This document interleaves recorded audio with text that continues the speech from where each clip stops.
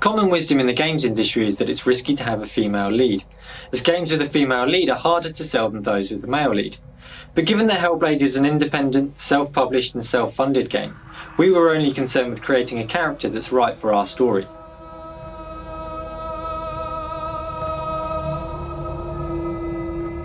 Several months ago I came across an article about a Celtic goddess that had just been discovered.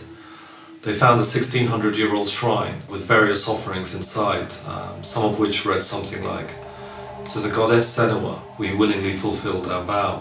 I loved the name Senua and I loved the mystery behind it. We would never know who she was, what her story was, but that's what sparked the idea. Inspired by the article, Tamim came up with a new concept for a Viking and Celtic themed game and started to write down his first notes. To create a character of intense realism, beauty, anger and history. A mystery that drives the action and story forward, revealing more and more seductive details as she descends deeper into a vision of hell. She is a challenging female form. Not sexy, not skimpy, not young, not skinny, yet stunning, compelling and believable. With this brief, Alex started working up some concepts. Some were too game-like, some were too fantastical. But eventually, he arrived at two illustrations, a full body shot and a portrait that really captured the essence of the character. In Celtic culture, women fought alongside men, often leading them into battle. And in northern Britain, a collection of Celts called the Picts, also known as the Painted People, were considered fierce barbarians by the Romans, who built an 80-mile-long wall from coast to coast called Hadrian's Wall just to keep them at bay. Senua is a Pict, and as the Pictish are tough people, it was important that she reflected that. To realise Senua as a tough Celtic barbarian, we got Stu on board to join the team as art director. So I took the concept art and tried to break it down into real-world references and expand on some areas in terms of their detail. She had to be kind of lean, but also have very pronounced kind of muscles. We wanted her to look like a hardened warrior type, full of scars and battle wounds. From here, Claire took it and the brief was to do kind of a 3D concept. Quite quickly just stuck it in ZBrush and sculpt something up that we can iterate on quickly and move around and really get a feel for the character.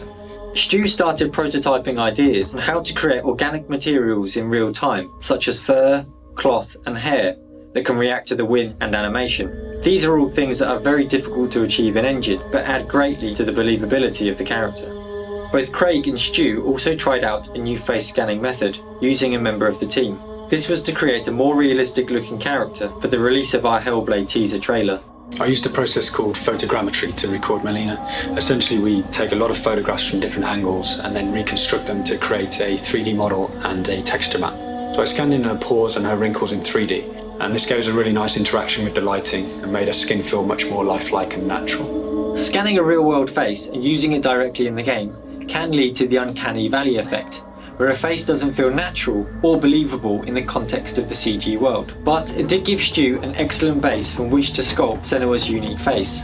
There are a lot of elements that make her feel believable, such as creating a good skin shader, reflections in the eye, so individually modelled eyelashes, sweat, mud, scars, cracks in the makeup and how it interacts with her skin. It's all about telling her story visually. While doing research, I was fascinated by an island of Scotland called Orkney. It's a place of deep, deep mystery, but importantly, it's a place where the Vikings had invaded, and it is thought that they wiped out the native Pictish Celts that lived there. So I imagined Senua, fierce and battle-worn, fighting for survival against what must have seemed like a hellish race of giant Norsemen. It's important to say that Senua's character is work in progress and will evolve throughout the project. Creating a good in-game model for use in the trailer is one thing, but getting her ready for the intense demands of gameplay is another.